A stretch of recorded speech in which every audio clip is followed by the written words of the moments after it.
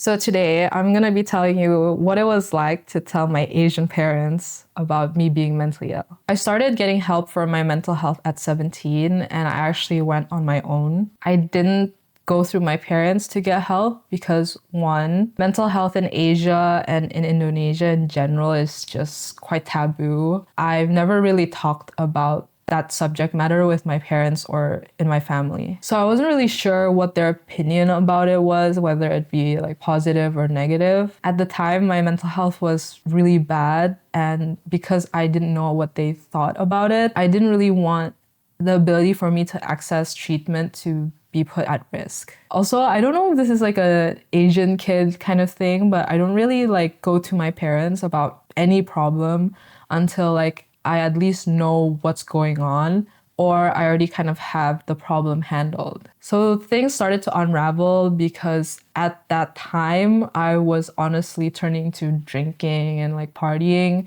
to kind of like self-medicate and make myself feel a little bit better. And doing that at that age is kind of like alarming. Before my parents found out, my brother confronted me and I just told him like, look, I'm really struggling right now. That's why I'm like going out a lot and drinking. I just feel really shit. But please don't tell our parents yet because I'm just not ready. Like I'm really unsure of how that will go. But shortly after, like an unfortunate sequence of events happened, like approaching quite a big family event. Those sequence of events caused like a huge misunderstanding, especially with my dad. My mental capacity also deteriorated a lot. So usually the way that I would mediate or be able to kind of control the situation to not piss off my parents, that went down. And I think that contributed. It just caused a huge fight. During this fight, my dad was just berating me. Like honestly, like he didn't know the full picture. So it did look like I was being very disrespectful. I remembered when this happened, I was just thinking like, just deal with it right now, let him yell at you, but like they can't know about your mental illness. But remember, my brother knew the whole story and I know he meant well, but during this confrontation, without my consent, he just took my bags of medication, dumped it out, and basically told my parents that she's been getting treatment behind your back and she has a mental illness. When they saw that and kind of realized what was going on, obviously they were like in shock. But after the initial shock, they just started crying. I think they just felt bad for one, yelling at me, and two, feeling kind of guilty that I didn't feel comfortable enough to come to them and ask them for help. So after this confrontation, they told me, we're not gonna stop you from getting treatment and that you don't need to go behind their back anymore and they're gonna pay for like my appointments and my medication. So how did each parent kind of reacted to the fact that I had a mental illness? With my dad, he thought it was like a terminal illness, like somewhat like a cancer, and that over time it's just gonna get worse and worse and worse. And I understand where this comes from because mental health and mental health care portrayal in Indonesia is pretty bleak. 90 out of 100%, most people don't get better because access to appropriate care, the stigma, the rejection, and just the overall misconceptions around being mentally ill and a mentally ill person is very negative.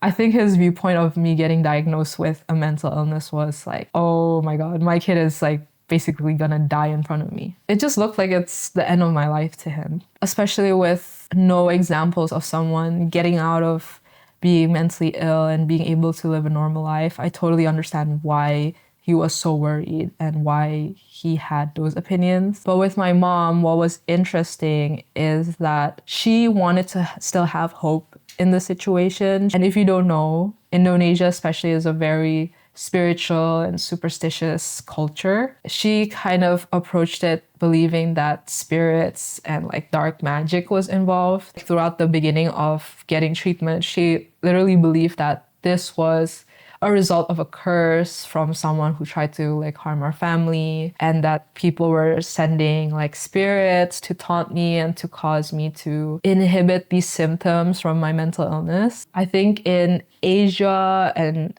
particularly in Indonesia, the mind is not really seen as part of the physical body. Anything that affects the mind means that your spirituality or your spirit is affected. So she really did believe that because my mind is being affected, then this must be tied to spirits and spirituality. And I know what you're thinking. Like, I get it. I get how, like, if you don't understand the cultural context to it, this sounds super offensive. But I think she was just using the knowledge that she knew to approach this topic that she's just never heard of. And also, again, you have to keep in mind, she didn't want to fall into my dad's mindset that this is the end, that things won't get better. So if she puts it in the context of it being spirits or something outside of me affecting my brain and like what I'm experiencing, then there's kind of like a hope because there are ways to get rid of it. So what were the consequences of them finding out? Like, how did it play out? Things got so much worse before it ever got better. I mentioned that my dad basically believed that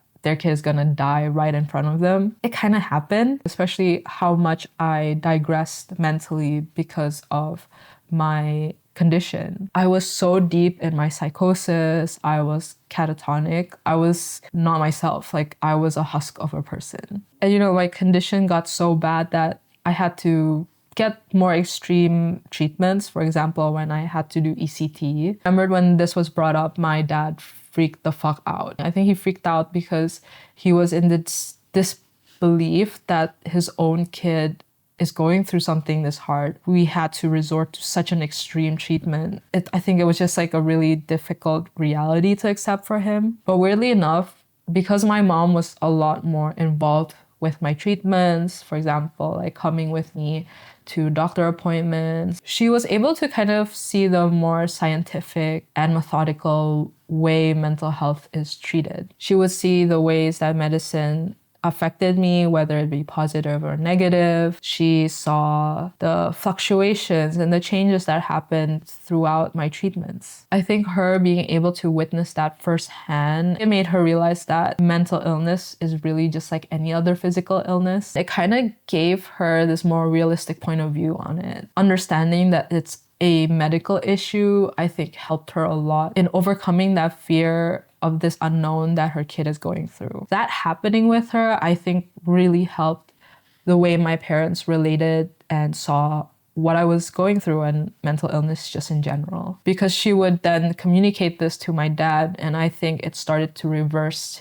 his belief in what mental illness is. How are things now? I think even throughout all the misunderstandings and prejudices or ignorance that my parents had towards mental illness, that they were always supportive and really caring. I think I'm very lucky to be able to say that. Often in Asian households and Asian culture, I think there's so much rejection and shame when it comes to being mentally ill. Honestly, I think it helped a lot, had that support and care from my parents, despite the culture and the stigma that surrounded me and what I was going through. And thankfully, I got correctly diagnosed with bipolar. I got put on the right medication. Seeing their child that they saw die in front of them come back to life really changed their perception on mental illness. I've been able to achieve things like getting one of my artworks featured in magazines and graduating uni, and also being able to maintain friendships, as well as I've been in a long-term relationship with my partner for a quite long time.